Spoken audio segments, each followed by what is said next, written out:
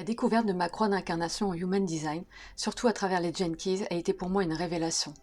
Alors il était évident de me plonger dans ce monde extraordinaire des clés génétiques, des croix d'incarnation et des vibrations originelles de nos missions d'âme et d'en faire un service comme ma pierre à l'édifice et ma contribution au monde et à la réalisation de chaque âme qui se sent appelée à comprendre le but de son incarnation. Une cliente m'a dit une fois que la découverte de sa croix d'incarnation, à travers mon service Origine, c'était comme être dans une bulle avec son âme. Elle avait trouvé le mot parfait de l'intention dans la création de ta croix d'incarnation. Une bulle de retrouvailles entre toi, ton âme et vos vibrations originelles. Je crée un espace sacré, un espace de reconnexion, un espace qui ouvre sur la plus haute fréquence de l'ADN et ses clés génétiques.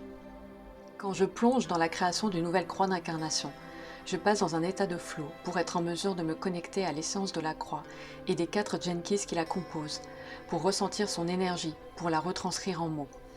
J'écoute une musique qui m'inspire, qui m'accompagne à connecter à d'autres plans. C'est ma façon à moi de créer cette bulle énergétique.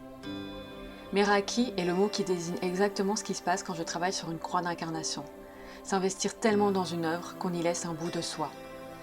Je pars bien sûr des travaux de Richard Rudd, l'auteur des Gene Keys, et puis je me connecte aussi à différentes informations que je peux trouver, souvent en anglais, dans différents livres et sites web.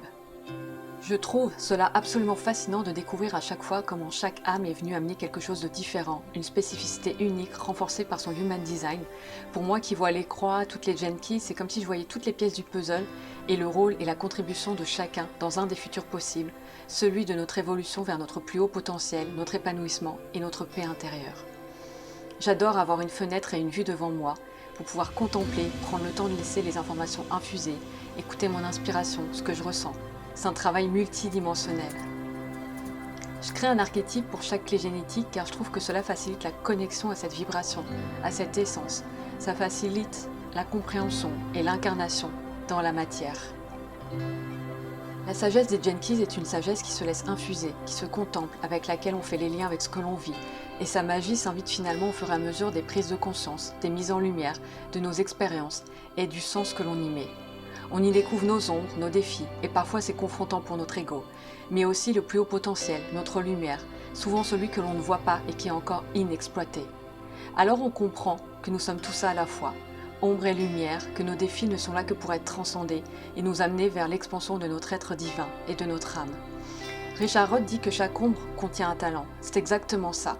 Voilà pourquoi découvrir ses clés génétiques et sa croix d'incarnation nous permet d'être en mesure de choisir en conscience sur quelle fréquence on choisit de se connecter.